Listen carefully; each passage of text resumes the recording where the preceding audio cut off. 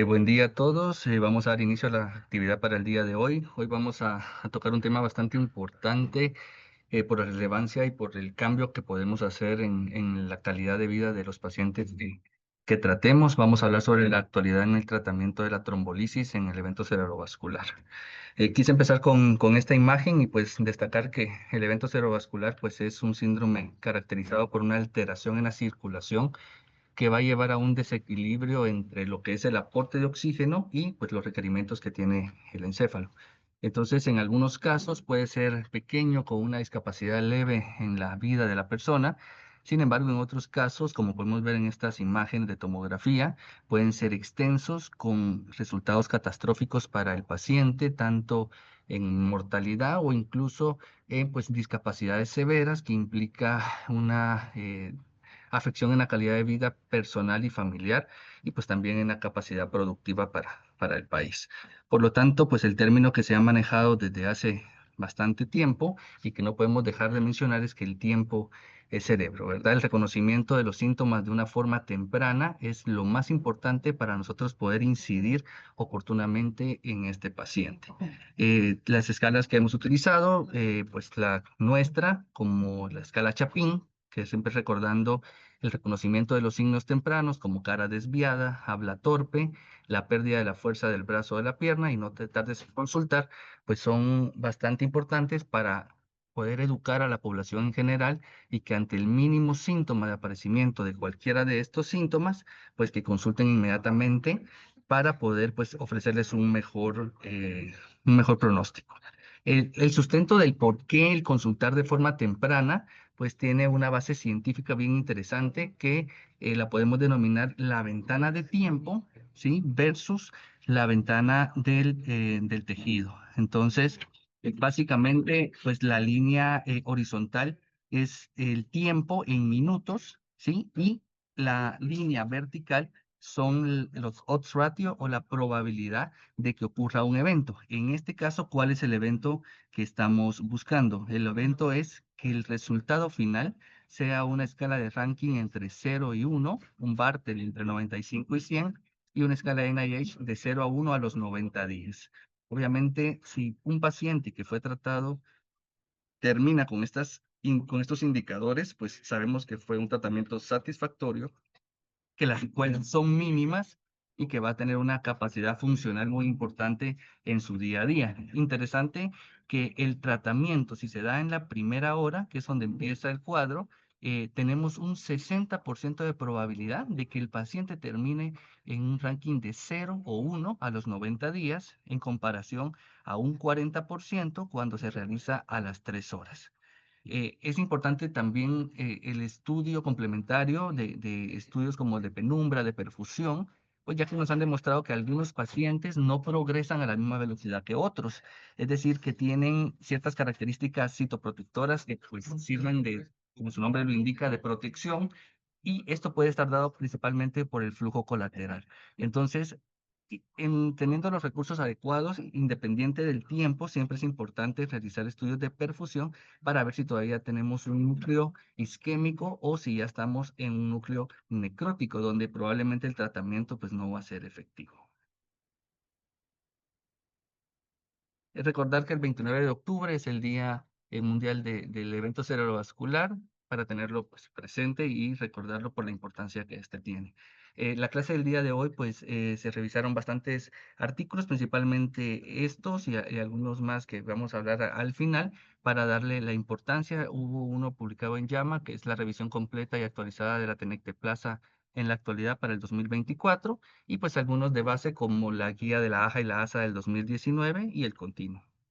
Vamos a empezar con un caso clínico, pues le va a parecer bastante familiar. Es un paciente masculino de 46 años, sin ningún antecedente médico. 3 horas previo a consultar, pues de forma súbita inició con desorientación, dificultad para el habla, asociado con hemiparesia derecha.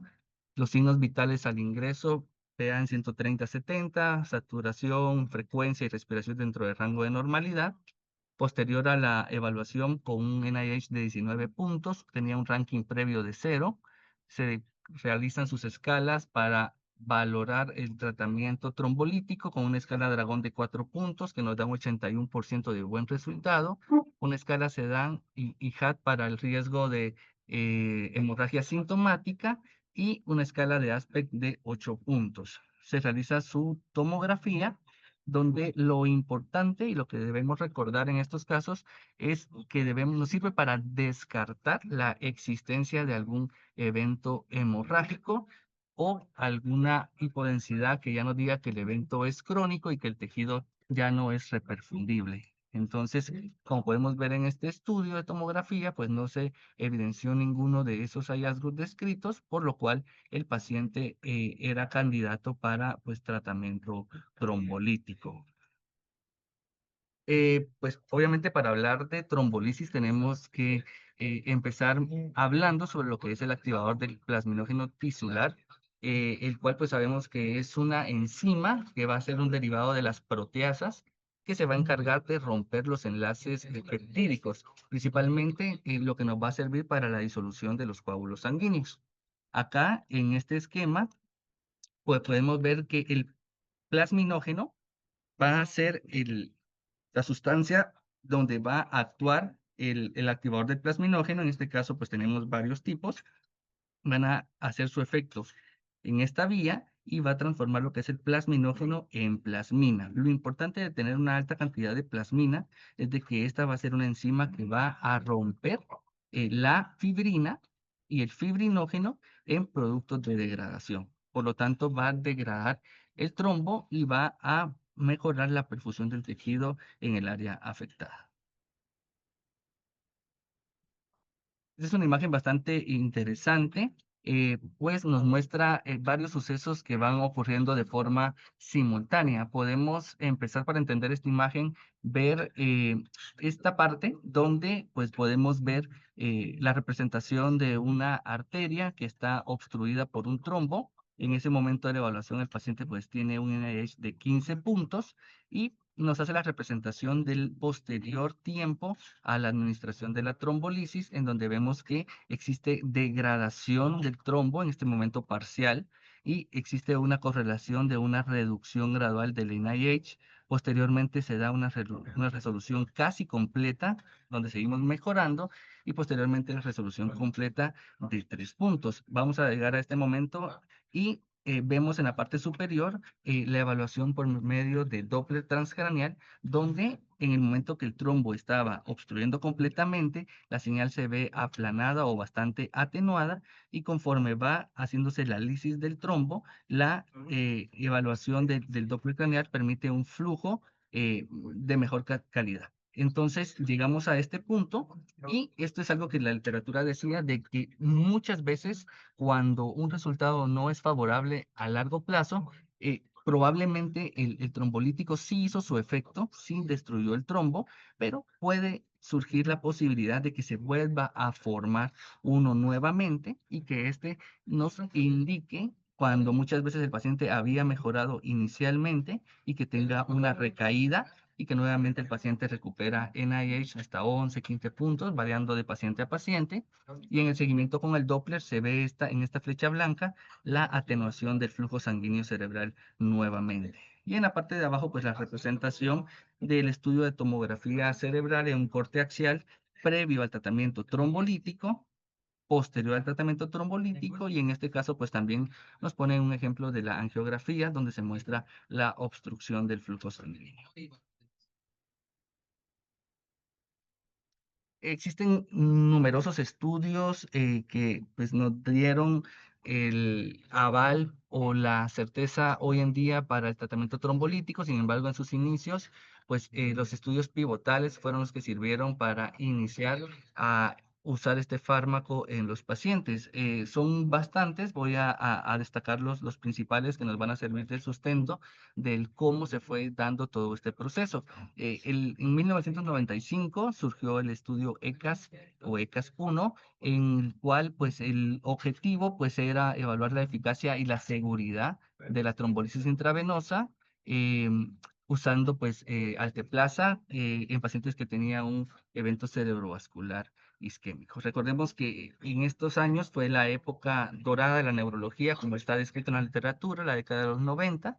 Y entonces, como conclusión, pues vieron que la trombolisis intravenosa en el evento cerebrovascular isquémico agudo es efectiva para mejorar funcional y neurológicamente en pacientes que tenían un evento cerebrovascular de moderado a severo o que no tenían afección en la tomografía cerebral, principalmente hablando de datos de hemorragia o hipodensidades crónicas.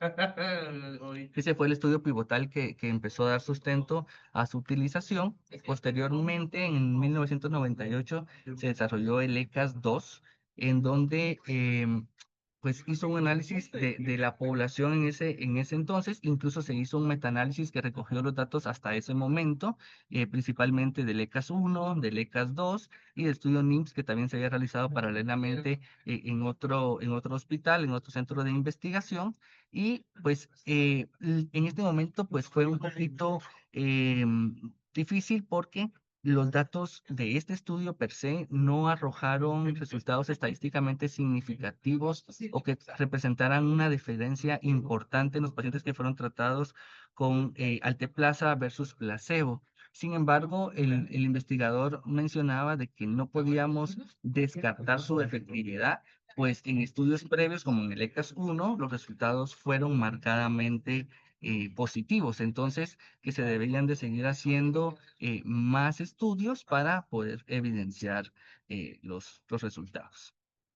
El estudio Atlantis en el año 2002, pues evaluó también los resultados de los pacientes tratados con alteplasa versus placebo.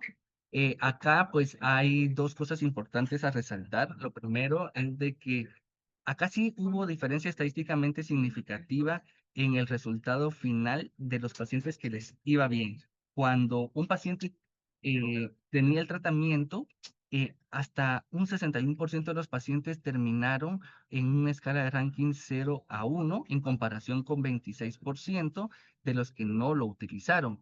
Esto fue bastante alentador. Sin embargo, pues también descubrieron un incremento significativo de las complicaciones, principalmente la hemorragia sintomática, que permitió un aumento de la mortalidad de 17% versus el 5% en la terapia conservadora. Entonces, acá pues teníamos los dos picos. Un pico de mejoría significativa, si les iba bien, les iba mucho mejor, pero si les iba mal o sangraban y tenían complicaciones, el riesgo de mortalidad era bastante elevado. Y posteriormente, en el año 2008, se realizó el ECAS-3, el cual pues tuvo la intención de proponer la ventana trombolítica extendida. La ventana de 3 horas, muchas veces el paciente ya llegaba fuera de ese tiempo y se propuso extender a 4,5 horas el tiempo para poder dar el tratamiento. Y como podemos observar, se obtuvo mejoría pues, de los síntomas estadísticamente significativos con el tratamiento con alteplasa en estos pacientes que estaban posterior a las 3 horas, pero antes de 4 horas y media. Em, Sin embargo, pues también se vio más frecuentemente asociado a hemorragia intracraneal que versus el placebo, la misma situación que en el estudio previo, pero dio ya la brecha de poder extender el tiempo hasta 4 horas y media. Interesante esta imagen que pues hemos visto en otras ocasiones, en donde nos dice con números o pues con porcentajes la probabilidad de éxito que tenemos en nuestro paciente con el tratamiento, y aquí hace la aclaración de que si lo hacemos en las primeras 3 horas, pues básicamente vamos a tener un 32% de pacientes que sí mejoran, un 3% o 3,2% de pacientes que van a empeorar y 65% que no va a tener cambio. Ahora bien, ¿cómo voy a decir yo que mejoró o que empeoró? Vamos a decir que hubo mejora cuando existe una disminución de uno o más de uno en la escala de ranking, y vamos a usar el mismo concepto para el entrenamiento, que se incremente más de uno la escala de ranking. Y pues el otro cuando no existe ningún cambio.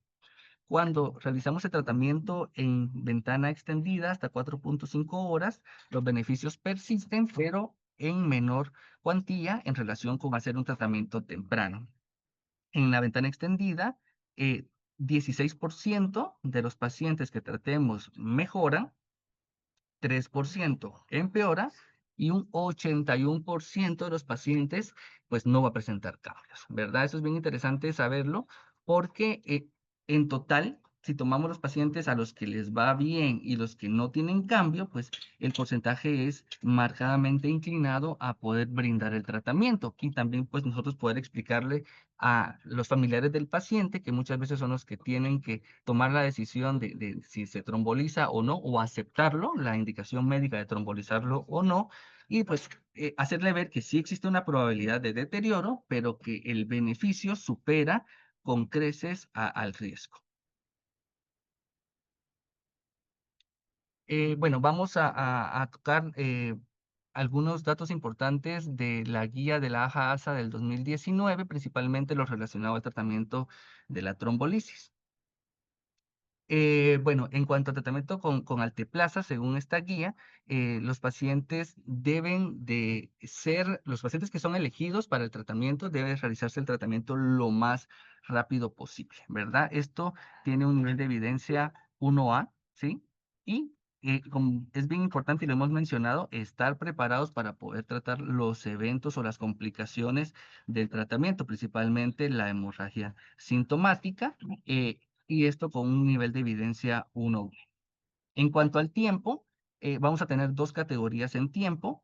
Siempre, a pesar de tener la ventana extendida, si logramos tratar a nuestro paciente en las primeras 3 horas, esto va a tener un nivel de evidencia 1A y es por lo que hablamos al inicio de la ventana tisular y la ventana de tiempo, donde la probabilidad de éxito es mucho mejor en las primeras horas. Principalmente la primera hora es la ideal, pero es muy difícil cachar al paciente en los primeros minutos de los síntomas, pero las primeras 3 horas sigue siendo un nivel de recomendación 1A. Y cuando ya pues estamos en ventana extendida hasta las 4.5 horas, sigue siendo un nivel de evidencia alto, un nivel de evidencia 1B, ¿verdad? Entonces, sí tenemos que seguir ofreciendo el tratamiento en los pacientes que tienen 4.5 horas de tiempo de inicio de los síntomas. Y importante esto, en el evento del despertar, pues también podemos administrarlo hasta las 4.5 horas del inicio de los síntomas. Aquí existe pues algunos estudios adicionales donde podemos utilizar el mismatch por estudios de perfusión y poder ver si la colateralidad nos permite hacer un tratamiento aún más en ventana extendida y esto con un nivel de evidencia 2B. En cuanto a la severidad del paciente, esto pues es bastante interesante porque cuando nosotros calculamos la escala del NIH, pues si el evento es leve, acá que lo vamos a catalogar como una escala de 0 a 5, aquí hay algunos aspectos bien importantes a destacar. Entonces, si el evento es leve, pero los síntomas, a pesar del NIH bajo, son discapacitantes, y se encuentra en las primeras 3 horas, se recomienda el uso de la trombolisis con un nivel de evidencia 1B. Si el evento es leve, pero discapacitante y estamos en ventana hasta las 4.5 horas, sigue siendo razonable el tratamiento con trombolisis con un nivel de evidencia 2B. Y cuando el evento cerebrovascular es leve, pero no discapacitante, con una IH entre 0 y 5, en este caso, pues no se recomienda su uso porque los riesgos de sangrado y de otras complicaciones que son propias del fármaco va a ser más riesgo que beneficio para nuestro paciente. Hablando del riesgo de sangrado, dos aspectos que quise destacar es que el nivel de plaquetas, pues obviamente es importante. En el continuum, pues nos pone como un criterio de exclusión, un nivel de plaquetas arriba de 100.000 o debajo de 100.000 para trombolizar. Sin embargo, en la guía americana, pues nos hace la salvedad de que debido a que en la población en general la probabilidad de que alguien tenga plaquetas debajo de 100.000 es tan bajo y la urgencia del cuadro, si me representa a mí un atraso obtener la hematología o obtener tiempos de coagulación, puedo no retrasar el tratamiento por esperar estas pruebas. Obviamente, si y yo en el proceso en lo que realizo mis tomografías y todo lo demás, yo tengo acceso y sabemos que la hematología pues sale en minutos, lo ideal es obtener el resultado para poder tener un grado de certeza adicional. Pero en aquellos casos donde no las tenga por alguna circunstancia o porque el equipo no sirve, el hecho de no tener alguna de estas no debería de detener que yo pueda administrar el tratamiento a mis pacientes con un nivel de evidencia 2B. Y lo que sí es interesante es de que si el paciente ha recibido algún tipo de heparina de bajo peso molecular en las últimas 24 horas, yo no debo de administrar la alteplasa o el trombolítico porque va a ser más lesivo para mi paciente que el beneficio que le voy a ofrecer. Y en relación con la presión arterial, pues los, la guía pues, nos dice que posterior al tratamiento de la trombolisis, yo debo de mantener la presión menor a 180, 105, idealmente, principalmente las primeras 24 horas posterior al tratamiento con trombolítico. Llegado a este punto, pues debemos de saber cuáles son las indicaciones, y pues ya las mencionamos, pero como en resumen de cuáles son las indicaciones para poder realizar el tratamiento trombolítico. Entonces, en resumen, va a ser aquellos pacientes que estén en las primeras 3 horas del inicio de los síntomas, que tengan más de 18 años, que sea un stroke discapacitante o severo, o que sea un stroke leve, pero que también tenga discapacidad y por lo tanto el paciente se beneficie del tratamiento. Recordar que tenemos el tiempo extendido como un criterio aceptable hasta las 4.5 horas, siempre en mayores de 18 años y menores de 80 años. Esto es bien interesante para la ventana extendida, no deberíamos de realizarlo más allá de los 80 años. Pues iniciar el tratamiento tan rápido como sea posible con niveles de presión arterial menores de 185, 110 y siempre evaluar el nivel de glucosa por los mimics que puede presentar y el valor que pone acá es un poco pues diferente al que utilizamos nosotros en el día a día, pero cualquier valor arriba de 50 ya debo de pues poder pasar a la trombolisis si el cuadro clínico arroja hacia eso y siempre el estudio de tomografía cerebral con las recomendaciones que hablamos previamente. También importante cuando no debo yo de realizar el tratamiento, como mencionamos, en aquellos stroke leves en donde no hay discapacidad importante, también en los leves cuando están en ventana extendida pero que no tienen discapacidad. Si el estudio de tomografía tiene algún componente hemorrágico, pues yo obviamente no puedo realizar el tratamiento. Si tuvo un evento isquémico en los últimos 3 meses, si tuvo un trauma severo de cráneo en los últimos 3 meses o un trauma agudo, si tuvo tratamiento quirúrgico, intracraneal o intraespinal en los últimos 3 meses y algunas alteraciones de coagulopatía que tampoco debo de realizar el tratamiento. Obviamente esto debe ser una evaluación rápida en minutos porque el tiempo es cerebro, como dijimos al inicio, y debo de saber si mi paciente se va a beneficiar o no del tratamiento. En el caso de que decidamos dar el tratamiento, hasta este momento, pues la guía únicamente contemplaba el uso de la alteplasa. Ya vamos a ver que posteriormente incorpora el uso de otras sustancias, pero para este punto y recordando la dosis de alteplasa vamos a utilizar a 0.9 miligramos por kilo con una dosis máxima de 90. Esto lo vamos a administrar en una hora, un 10% que va a ser en bolus y el resto durante el resto de la hora.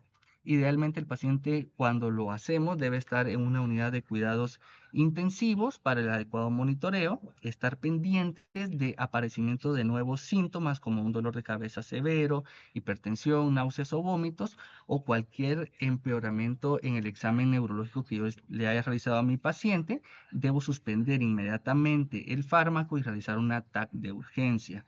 En cuanto al control de la presión, pues debo estarla evaluando cada 15 minutos durante las primeras 2 horas, luego cada 30 minutos por 6 horas y luego cada hora por 24 horas. Ahora, si yo tengo aumento de la presión arterial a más de 180 o más de 105, entonces acá ya no debo de tener estos valores, sino que debe ser una toma de presión mucho más frecuente para poder obtener pues valores más conservadores y de menor riesgo para mi paciente. Tengo que evitar el uso de sondas nasogástricas, catéteres, a menos que sea obligatorio y para el paciente. Y si todo está bien, siempre debo de realizar una tomografía control 24 horas posterior al tratamiento trombolítico para ver la evolución de mi paciente. Entonces, pues, ¿qué hay de nuevo en el tratamiento de la trombolisis? Pues, para este año 2025, entonces, posterior a esto, pues, sabemos de que surgieron nuevos medicamentos. En el caso de los trombolíticos, estos han ido avanzando en generación, de primera, segunda y tercera generación. Esta es la línea del tiempo en la cual se han dado y los tipos de fármacos que existen en cada generación. Por ejemplo, en la segunda, pues tenemos el Alteplasa, que es el que hemos hablado en su mayoría hasta este momento. Y como de tercera generación, pues vamos a destacar la Tenecteplasa como un fármaco pues mucho más nuevo para el tratamiento del evento cerebrovascular isquémico y pues que contamos acceso a este fármaco. Ahora, cada generación tiene sus pros y sus contras. Por ejemplo, los de primera generación, que pues nosotros realmente no utilizamos para evento cerebrovascular, pero tenían las ventajas de que era un bajo costo. Sin embargo, tenía una afinidad a la fibrina muy baja y pues eran inmunogénicos y por lo tanto los beneficios no eran suficientes. En el caso de los de segunda generación, como Alteplasa, pues ya tiene como desventaja los altos costos. Sin embargo, ya tenía una afinidad más alta a la fibrina y no era inmunogénico. Por lo tanto, pues era un medicamento pues bastante ideal para el tratamiento. Y los de tercera generación, pues tienen algunos cambios. Principalmente, pues el costo siempre sigue siendo elevado, lo cual pues en algunos países o algunos lugares pues va a ser una limitante para el tratamiento trombolítico. Pero interesante esto, que tiene una afinidad a la fibrina mucho más alta que los de segunda generación. No es inmunogénico y tiene una vida media más prolongada. Por lo tanto, nos sirve en el concepto de que vimos al principio de la clase, que cuando se disuelve el trombo, existe el riesgo de una nueva formación de trombo. La alteplasa es muy efectiva. Sin embargo, por su vida media baja, que vamos a ver una tabla comparativa más adelante, eh, tiene la desventaja de que se pueden volver a formar trombos en los minutos u horas posterior a su utilización. Y esa es una ventaja que nos cubre la tenecteplasa, que tiene una vida media más alta. ¿Qué nos decía la guía de la AJA sobre la tenecteplasa? Nos la coloca como una categoría 2B y pues nos decía que es razonable elegir tenecteplasa a dosis de 0,25 miligramos por kilo sobre alteplasa en pacientes que no tengan contraindicaciones y que sean elegibles para trombectomía mecánica. Con la dosis de tenecteplasa, pues existen varios estudios que probaron diferentes dosis, incluso dosis más bajas, hasta 0,10 o 0,15 miligramos por kilo, y dosis más altas, hasta 0,4 miligramos por kilo. Sin embargo, en dosis más altas solo aumentaban los eventos adversos, el mayor riesgo de sangrado, sin tener una recuperación en escala de ranking mejor en NIH o en el estado general del paciente. Por lo tanto, la recomendación es la dosis de 0,25 miligramos por kilo, es la que se mantiene al día de hoy. En cuanto a la revisión pues, de la tenecteplasa, este es un artículo publicado en JAMA en el 2024, que habla pues, específicamente de este fármaco y pues nos habla de la estructura molecular de este fármaco, que pues tiene dominios K y dominios P que van a ser específicos y estos son los que van a representar la mayor afinidad por pues la disolución de los trombos. Aquí un cuadro comparativo de la tenecteplasa versus la alteplasa, en donde podemos ver esto que es lo más interesante, la vida media en minutos en el plasma. La alteplasa tiene una vida media muy corta, de 4 a 6 minutos, y la tenecteplasa pues se extiende al triple de 6, pues casi hasta 20 minutos, con más especificidad para la fibrina y pues siempre sigue teniendo una eliminación hepática. Entonces, estos son algunos de las de los aspectos que hacen destacar a la tenecteplasa en comparación con el alteplasa. El mecanismo de acción en realidad pues no varía, pues el mecanismo es básicamente el mismo, la conversión del plasminógeno en plasmina y que este pues va a actuar tanto en la fibrina para poder provocar la escisión de los complejos proteicos y hacer la disolución del trombo, lo que va a permitir la recanalización. De tenecteplasa, pues existe una línea de tiempo propia donde vemos acá en la leyenda, todos los que tengan un cuadrito naranja y azul fueron estudios relacionados con tenecteplasa versus los verdes que son los de alteplasa. Entonces podemos ver que desde un tiempo, principalmente de 2015 para adelante, existen múltiples estudios con tenecteplasa por las características descritas anteriormente y pues es como el fármaco nuevo y de tercera generación que se propone para la utilización. ¿Alguna evidencia de esto? Pues son muchos estudios, pero traje dos principales y dos metaanálisis de los últimos estudios. Acá, pues interesante, este fue una comparación directa de tenecteplasa versus alteplasa antes de la trombectomía mecánica, es un estudio del 2018, y pues en estos estudios lo primero que debemos comprender es de que no podemos buscar la superioridad, sino lo que busca es la no inferioridad porque venimos con un medicamento en los últimos 15, 20 años. Entonces, lo primero que tenemos que demostrar es de que la tenecteplasa no es inferior a este fármaco y este estudio pues lo confirmó, no había inferioridad y incluso pues había una mejoría en el ranking de 0 y 1 en comparación con el grupo de la alteplasa, es decir, a misma cantidad de pacientes tratados con alteplasa, yo tengo 18 pacientes que terminan en un ranking 0 y con tenecteplasa yo tengo 28 pacientes que terminan con un ranking 0. Cuando ya pasamos a los ranking 3 en adelante, pues realmente no existe una diferencia significativa, pero como les repito, aquí lo interesante era que no era inferior y que sí tenía un buen resultado en el ranking en estadios 0 y 1, que era lo que se buscaba con este estudio. Y también pues se buscó el uso de tenecteplasa en ventana extendida, más allá de las 4.5 horas, pues basado en estudios de perfusión. Y pues lo mismo, ¿verdad? Acá pues se obtuvo mejoría, pero no hubo inferioridad al realizarlo con alteplasa, pero no hubo cambios tan marcadamente como en el tiempo de ventana normal hasta las 4.5 horas. Sin embargo, nos dice el artículo de que sí se puede utilizar la tenecteplasa. Este también fue un artículo del 2018 y encontré uno bastante interesante que fue publicado este año, en el 2025, donde hace una comparación directa de la alteplasa y la tenecteplasa. Este pues era el abstract, la imagen de abstract del inicio del artículo, donde pues resaltaba algunos cambios y del efecto de la alteplasa versus la tenecteplasa. Pues acá pues son cambios de las estructuras que mencionamos anteriormente, el dominio K, del dominio P o el dominio T.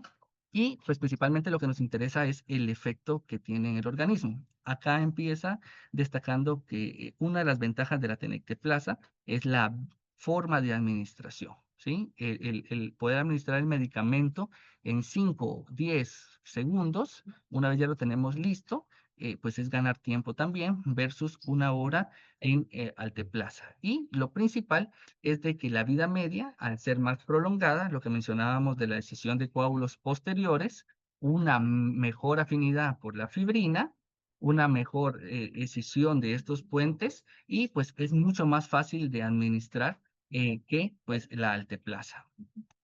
Aquí pues es una imagen pues bastante cargadita, pero realmente resume todos los estudios de tenecteplasa que se han realizado en los últimos años, incluyendo estudios como el ATES-2 del 2024 o el TRACE-2 de China, que es del 2023. A destacar, pues, por ejemplo, este estudio del 2022, ¿sí? Donde pues menciona que tenecteplasa no fue inferior a la alteplasa y es una alternativa razonable de utilizar y este reciente del 2024, que Tenecteplasa pues no fue inferior versus Alteplasa y es más fácil de administrar lo que mencionábamos anteriormente, por lo que debería preferirse al alteplaza. A igual de condiciones, pues eventos adversos similares y beneficios similares, pues debería de preferir aquel fármaco que me permita una forma de administración mucho más sencilla. También se evaluó el uso de TNK en ventana extendida, y pues acá, pues también hay bastantes estudios, pero destacar este que era desde el 2012, donde Plaza en este estudio fue mejor que Alteplaza en recanalización con similar seguridad, y este otro que es de China del 2024, que demostraba que Plaza tenía menos discapacidad y pues similar rango de supervivencia. Entonces, eh, pues son estudios que nos respaldan el uso de la tenecteplasa hoy en día. La guía pues se arroja más a utilizarlo de forma preferente en las primeras 3 horas o hasta 4,5 horas, donde ha demostrado no inferioridad y pues un buen perfil de seguridad, pero también se ha utilizado en estudios extendidos donde, repito, no es inferior y pues, tiene una buena utilización. Y si es un fármaco que tenemos disponible, no tenemos que tener ninguna limitación para utilizarlo. Recordando nuevamente esto, que me pareció bastante interesante y que lo hablamos anteriormente, eh, se proponen ellos cómo romper esta brecha de tiempo donde el retraso tanto en la asistencia al hospital, el diagnóstico y el tratamiento casi siempre nos lleva a tratar pacientes que ya están posterior a los 300 minutos o fuera de ventana trombolítica. Entonces, pues en países como Estados Unidos se proponen algunas unidades de stroke móviles versus el manejo estándar, y vean la diferencia tan significativa en el ranking. Por ejemplo, en el manejo estándar, pues solo un 3% termina con un ranking 0 versus un 33% en ranking 1, versus las escalas en cuando se realizan unidades móviles, donde un 33%, bueno, un 66% entre estas dos termina con una escala de ranking entre 0 y 1. Esto obviamente nos respalda que el tratamiento entre más temprano sea, mucho más efectivo va a ser, y es una excelente idea tener unidades cercanas, pues, por ejemplo, en nuestro país no todos los hospitales tienen acceso al tratamiento, y en lo que trasladan un paciente del oriente o del occidente hasta una unidad donde disponga de medicamento, pues va a pasar el tiempo y por lo tanto el resultado en evaluación de ranking, pues va a ser bastante malo a largo plazo. Y pues siempre tomar en cuenta la disparidad de que no todas las personas tienen acceso al tratamiento, lamentablemente. Este obviamente es un estudio estadounidense donde compara gentes de color versus hispanos, y aquí está la leyenda de cómo está representado. En algunos estados, pues no hay disparidad, pero son bastante pocos. En otros, en naranja, pues existe una disparidad no tan marcada, y en algunos otros en rojo existe una disparidad muy marcada donde las personas de estas etnias no tienen acceso al tratamiento comparado con la población pues americana nativa, ¿verdad? Entonces son cosas que también debemos de tratar, que se deben de realizar políticas que permitan el adecuado acceso a todas las personas a este tratamiento por la importancia que tiene tanto a nivel personal como a nivel de país por el grado de funcionalidad y productividad de la persona. Y esto era lo que les traía para el día de hoy. Me quedo atento a sus comentarios.